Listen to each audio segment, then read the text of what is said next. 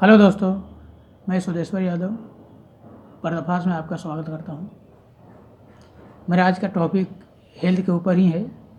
वो पहला वीडियो मेरा पूरा नहीं हो सका था, इसलिए दूसरा वीडियो मैं पूरा कर रहा हूं। मेरा जो पर्दाफाश वीडियो है वो जो हेल्थ संबंधी हो, धर्म संबंधी हो, ग्रंथ संबंधी हो, संप्रदाय संबंधी हो, सबका जो गुण अवगुण है उसको कंपेयर करके मैं पर्दाफाश करता हूँ, गुणों को सामने लाता हूँ। इसलिए मैं इसका पर्दाफाश रखा हूँ। चरक एक ऋषि हुए जो चरक संहिता लिखा, आयुर्वेद का व्याख्या किया उन्होंने। तो जब उन्होंने आयुर्वेद का व्याख्या कर दिया और उसका प्रचार प्रसार किया, तो उनको एक बार मन में विचार आया कि हमने जो संहिता लिखा है उसको प्रचार प्रसार हो रहा है कि नहीं, लोग उसको मान रहे हैं कि नहीं। उसको देखने के लिए उन्होंने एक पक्षी का रूप बनाया। ये रूप अलंकार कथा है, और जहाँ आयुर्वेद का बाजार लगा हुआ था वहाँ पर एक वृक्ष के ऊपर बैठ गया और उन्होंने एक शब्द का उच्चारण किया, कोरुक। इसका मतलब था स्वस्थ कौन है। तो च्यवनप्राश बेचने वाला कह दिया कि जो च्यवनप्राश खाता है। धनबाटी बेचने वाला कह दिया जो धनबाटी खाता है। मकर ध्वज बेचने वाला कह दिया जो मकर ध्वज खाता है। लवन भास्कर बेचने वाला कह दिया कि जो लवन भास्कर खाता है। माने जिसका जो दुकान था, जो चीज़ बेच रहे थे, उसी को प्रशंसा किया। पर इसे उनको संतुष्टि नहीं मिला। ऐसे बहुत जगह पर उन्होंने गया, पर कहीं भी संतुष्टि उनको नहीं मिला। जवाब से संतुष्ट नहीं हुए वो, तो एक सुनसान जगह पर जाकर बैठ गए जहाँ नदी बह रही थी। और उस नदी में बाघभट्ट जी नहा रहे थे, उनको पहचान लिया उन्होंने, और वहाँ भी यही शब्द का उच्चारण किया, कोरुक। स्वस्थ कौन है। तो बाघभट्ट जी ने कहा, हित भूख, मित भूख और हित भूख।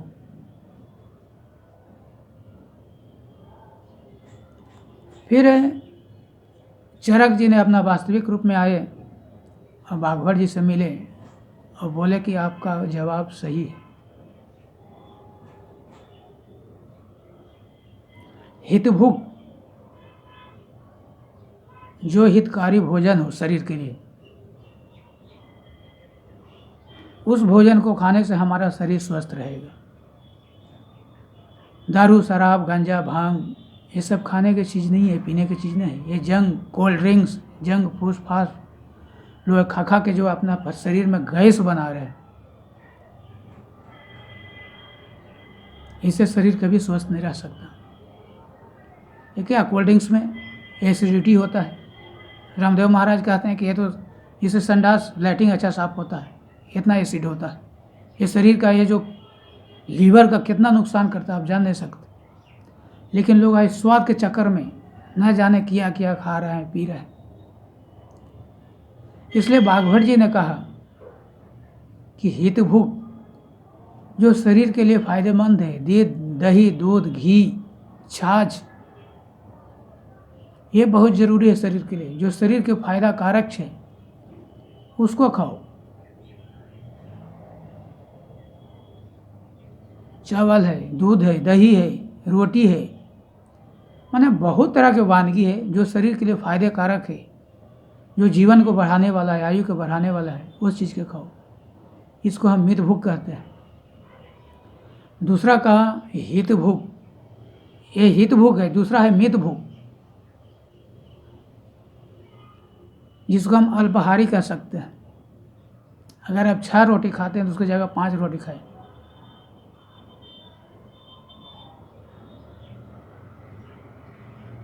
छह रोटी खा जाएंगे। मैंने स्वाद के चक्कर में लोग 4 रोटी खाने वाला 8 रोटी खा जाते हैं। कहीं पार्टी में गए, कहीं कभी अच्छा भोजन मिल गया, तो मतलब इतना दबा देते हैं कि शरीर में गैस एसिडिटी तो बंद नहीं बनना है। तो मित भूख के मतलब है अल्पाहारी, शरीर में थोड़ा वायु का, पानी का जगह रहना चाहिए, इस तरह से खाना खाना चाहिए। ये मित भूख है। कहने के लिए क्या, संसार में 2 तरह के आदमी हैं। एक तो खाने के लिए जीते हैं और दूसरा जीने के लिए खाते हैं। खाने के लिए नहीं जीना है। ऐसे आदमी को मतलब शरीर देखो तो पूरा एकदम मोटा झाड़ा शरीर हो जाता है। झाड़ा होने के भी कितना मतलब कई कारण है। किसी के शरीर में पानी भर जाता है। कहने का मतलब है कि आप केवल खाने के लिए नहीं जियो। ऐसे आदमी देखो तो बाजार में घूमेंगे तो खाली खाने वाला वस्तु पर ही ध्यान रहेगा। कहाँ पकौड़ा बन रहा है, कहाँ भाजिया है, कहाँ मिठाई है। माने उसको ध्यान हमेशा खाने पर ही होता है। कब खाना बन गया टूट पड़ते हैं, उड़ते एक साथ खाने पर टूट गए। मैंने उनका खाने के सिवा कुछ दिखता नहीं है। ऐसे आदमी केवल खाने के लिए जीते हैं। तो खाने के लिए जीना नहीं, जीने के लिए खाना है। इसके लिए आपको अल्पाहारी बनना पड़ेगा। पेट में पानी और गैस जो वायु है, उसको स्थान आपको छोड़ के खाना होगा। आप 6 रोटी खाते हैं तो 4 रोटी खाओ, 5 रोटी खाओ, वो जल्दी पच भी जाएगा। तो अल्पाहारी होना जरूरी है। इसलिए हित भूख के साथ मित भूख होना जरूरी है। और तीसरा है ऋत भूख। ऋत भूख मतलब जो आपको मेहनत से जो भोजन प्राप्त हो रहा है, खाना प्राप्त हो रहा है, उसी पर आपका अधिकार है, उसी को खाना खाना चाहिए। दूसरे को सताए हुए खाना नहीं, किसी को लूट खसोट कर जो बिना मेहनत का खाना है वो नहीं खाना चाहिए। वो शरीर में बीमारी पैदा करता है। कोई गरीबों को चूस रहे हैं, कोई गरीबों को खाना चूस रहे हैं, कोई गरीबों को पूरा मेहनत नहीं दे रहे हैं। वो गरीबों को चूसा हुआ भोजन होता है, वो गरीबों को चूसा हुआ धन होता है। तो गरीबियों को सताए हो खाना जिसको कहा जाता है, वैसा खाना शरीर को रोग प्रदान करता है। जो रीति के अनुसार कमाया आपका धन है, जो आपको मेहनत मजदूरी किया हुआ जो धन है, जिस पर आपका पूरा अधिकार है, वो खाना उस शरीर को निरोगी देता है, रोग पैदा नहीं कर सकता। दूसरे को सताए हो खाना, चोरी करके लाए हो, छीन झपट करके लाए हो, ऐसे ऐसे खाना क्या होता है, शरीर को रोग प्रदान करता है। क्योंकि उसको साथ उसका आह आता है। इसमें दूसरा चीज एक चीज और हम जोड़ सकते हैं, ऋतु भूख, ऋतु के अनुसार खाना। मैं पहले आपको बताया, ठंडे सीजन में गर्म वस्तु का सेवन, गर्मी में ठंडे वस्तु का सेवन, ये शरीर में लेवल प्रदान करता है।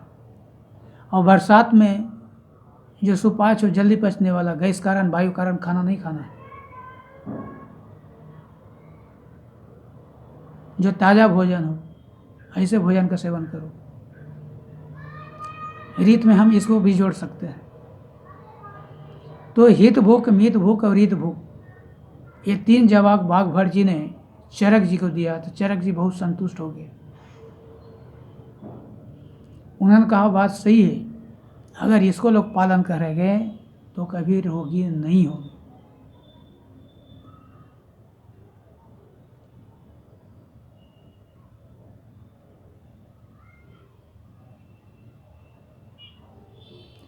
अब जब देखते हैं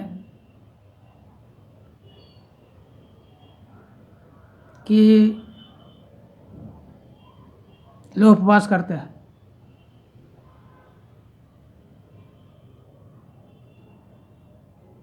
तो उपवास करने से क्या है, शरीर एक रिचार्ज होता है।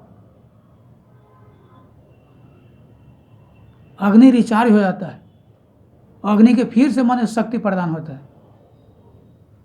तो उपवास से ईश्वर खुश रहे या न रहे,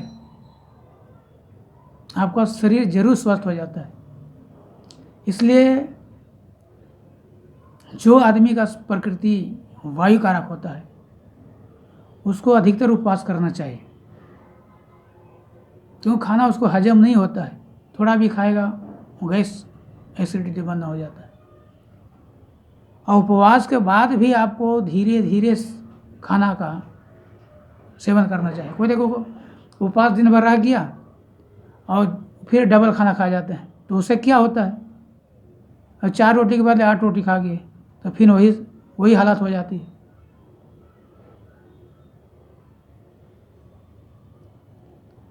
अभी आप देखते हो कि एक खेत में काम करता है मजदूर, और एक है कि दिन भर ऑफिस में बैठा है, दुकान में बैठा है, दोनों को शारीरिक खान पान में बहुत फर्क हो जाता है। हेल्थ संबंधी ज़्यादा सिस्टम का पालन करना इसके लिए बहुत ज़रूरी है, जो दिन भर बैठा बैठा काम करते हैं, तो इनका पाचन सही नहीं होता। इनका मेन जो दोष है वो वायु जरूर हो जाता है, तो बैठा बैठा खाना नहीं पचता है पूरा इनका। इसलिए इनको खाने में, पीने में, सोने में ध्यान देना बहुत ज़रूरी होता है।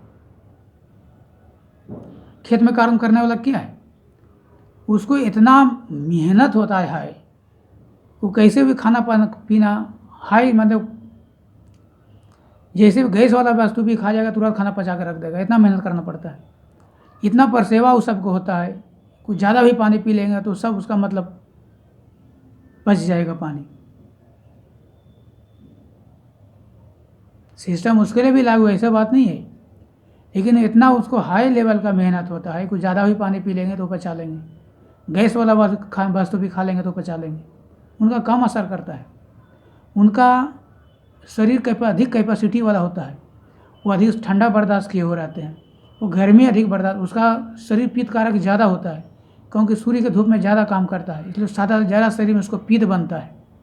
इसलिए ज़्यादा पानी पिएगा तो उसके लिए कोई नुकसान नहीं होगा, लेकिन जो बैठे बैठे काम करते हैं उससे ज़्यादा पानी पिएगा तो उसको गैस बन जाएगी।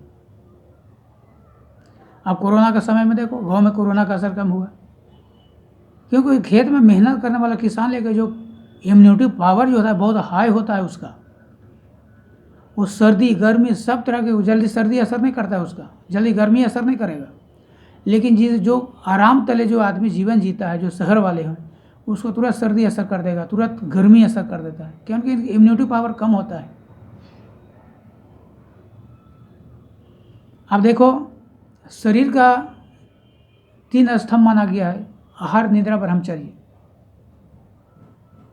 ये शरीर का स्वस्थ रखने का 3 स्तंभ है, ये 3 को भी आप पालन करोगे तो शरीर स्वस्थ रहेगा आपका। आहार हम पहले आपको बता दिया, हित भूख, मित भूख, रीत भूख, बस यही है, इसका पालन कीजिए। निद्रा स्वस्थ, आज देखो जो जवान आदमी है उसको कम से कम 7-8 घंटा सोना बहुत ज़रूरी है। नींद लेने का मतलब क्या है, शरीर को रिचार्ज करना। आप पूरा नींद लेके अगर सवेरे उठते हैं तो पूरा फिर से शक्ति आपको मतलब ताकत वाला बन जाता है, रिचार्ज हो जाता है। आज देखो बहुत आदमी मैं बहुतों को देखता हूँ, मेरा ग्रुप में ऐसा लोग हैं, दोस्त लोग, कि 2-2, 3-3 बजे सोते हैं। सोचो, दिन भर पूरी रात मोबाइल देखते हैं, 8 बजे उनको ड्यूटी आना है, 2 घंटा सोते हैं और पूरा दिन माना डिप्रेशन में रहते हैं, शरीर में तनाव, आलस में रहता है। पूरा सोएगा नहीं तो क्या होगा, शरीर में एक तनाव बन जाता है, डिप्रेशन बन जाता है, शरीर रोगग्रस्त हो जाता है। नींद के साथ हमारा शरीर का पूरा संबंध है। अगर आप पूरा नींद नहीं लेंगे तो आपको शौचादि क्रिया मतलब सही नहीं होगा, पेट साफ नहीं होगा। पेट साफ नहीं होगा तो क्या होगा, मंदाग्नि पैदा हो जाएगा शरीर में, भूख नहीं लगेगी, शरीर डिप्रेशन में चला जाता है। मल मूत्र सही से नहीं होगा तो शरीर में जो मलाशय है उसमें सारे शरीर मलाशय में मतलब पैखाना सब चोट जाता है, उसमें मंदाग्नि पैदा होता है, वो कई तरह से रोग पैदा होने लगता है। आपका कहो तो इसका क्या बोला जाता है,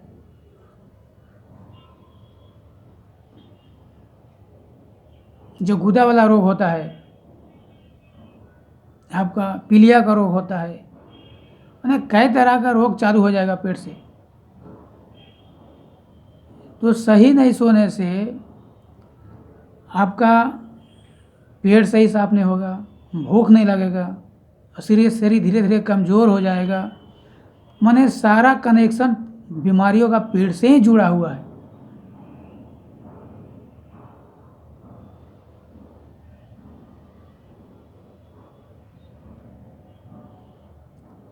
कहने का मतलब है कि अगर फुल नींद आप लेते हैं, नींद लेने का मतलब है कि 7 से 8 घंटा सोना बहुत ज़रूरी है एक जवान आदमी का। इतना आप सोओ तो सवेरे आपको खुल के पेट साफ होगा, एकदम आपको मन बिल्कुल खुश हो जाएगा, आप तनाव रहित हो जाएंगे, पाचन सही रहेगा, सही दिन भर आप सही से काम कर पाएंगे, शरीर स्वस्थ रहेगा, कोई बीमारी शरीर में आपको अटैक नहीं होगा। तो निद्रा बहुत ज़रूरी है, इसलिए कहा कि हर निद्रा ब्रह्मचर्य ये शरीर को स्वस्थ रहने के लिए एक कुंजी है। इसलिए कम से कम 7-8 घंटा सोना बहुत ज़रूरी है। मोबाइल से चक्कर में लोग फिल्म देखने के चक्कर में भी इतना मोबाइल का बीमारी उन्हें बढ़ा हुआ है, लोग पूरी रात मोबाइल में लगे रहते हैं, सो नहीं पाते हैं। तो स्वास्थ्य के लिए बहुत बड़ी हानिकारक है। तीसरा है ब्रह्मचर्य। ब्रह्मचर्य का मतलब शुक्र को रोकना, वीर्य को रोकना। और दूसरा एक अर्थ और भी हम ले सकते हैं कि जितना तरह के व्यसन है, बुरे खान पान, ये लोग शराब पीते हैं, शराब, गांजा, भांग, आलतू फालतू drink, cold drink, junk food, ये सब क्या लंद फंद खा का शरीर को जो एक मतलब शमशान बना कर रख दिए हैं। तो ये जब जो गलत खान पान है, इसे भी दूर रहना, ये ब्रह्मचर्य के अंदर ही आता है। इसलिए 4 आश्रम बनाया गया है, ब्रह्मचर्य आश्रम, गृहस्थ आश्रम, वानप्रस्थ आश्रम, संन्यास आश्रम। तो शरीर का जो नींव है, आधार है, वो ब्रह्मचर्य आश्रम में ही है। शरीर को एक ताकतवर एक पिलर बनाना पड़ता है, एक पिलर बना सकते हैं ब्रह्मचर्य आश्रम में, और इसी पर पूरा जीवन टिका होता है। आपका शरीर जितना रोग रहित, जितना टिकाऊ, जितना मजबूत बनाए, वो ब्रह्मचर्य आश्रम होता है। जितना शरीर आपको रोग रहित होगा, अगला जीवन आपको ज़्यादा आयु प्रदान करेगा। ये ब्रह्मचर्य आश्रम से संबंध है। इसलिए इसको वीर्य रोकना, शुक्र को रोकना, और सब तरह के व्यसनों से दूर रहना, ये ब्रह्मचर्य के अंदर ही आता है। ब्रह्मचर्य के अंदर ही आता है। इसलिए अब ब्रह्मचर्य को, इसका समय है जन्म से लेकर 25 वर्ष तक ये ब्रह्मचर्य आश्रम होता है। 25 से लेकर 50 तक गृहस्थ आश्रम होता है, और 25 से 75 वानप्रस्थ, और 75 से संन्यास आश्रम होता है। सभी आश्रमों का मूल एक गृहस्थ को ही माना गया है कि सबको पालन पोषण गृहस्थ आश्रम करता है, सब उसी पर टिके होते हैं। लेकिन जो आधार देने वाला होता है, वो शरीर का आयु प्रदान करने वाला होता है। कितना साल आप जिएंगे, ये ब्रह्मचर्य आश्रम पर टिका होता है। इसलिए शरीर के जीवन का जो मुख्याधार होता है, स्वस्थ का जो मुख्याधार है, मूलाधार है, वो आहार, निद्रा और ब्रह्मचर्य ही है। इसलिए ब्रह्मचर्य का पालन करना बहुत ज़रूरी है। जो अय्यासी जीवन जीते हैं आजकल, देखो जो अय्यास जीवन जिसको हम कहते हैं चौकड़ीबाजी, लोग इसी में पूरा व्यस्त है। लोग आज का युवा वर्ग, वेश्यावृत्ति।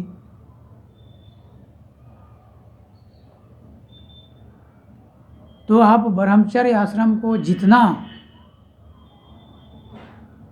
सुयोजित ढंग से आप इसका बनाएंगे, वो आपको आने वाला जीवन के लिए मतलब शुभ संकेत होगा आपको।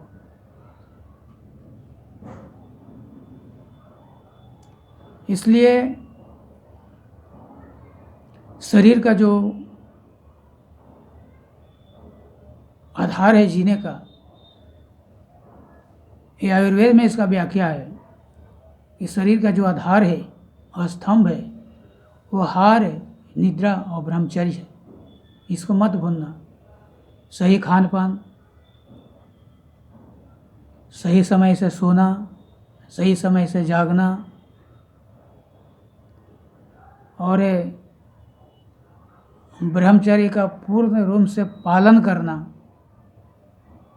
ये शरीर का मूल आधार है, ये जीवन का मूल आधार है, ये स्वस्थ रहने का मूल आधार है।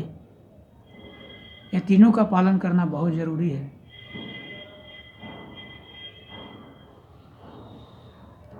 वीडियो बहुत लंबा हो रहा है, मैं इसको आगे नहीं जाना चाहता। आप मेरा वीडियो को देखें, इसका पालन करें,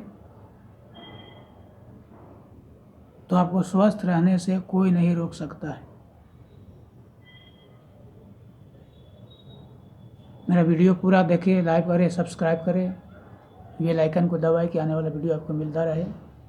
जय हिंद, जय भारत।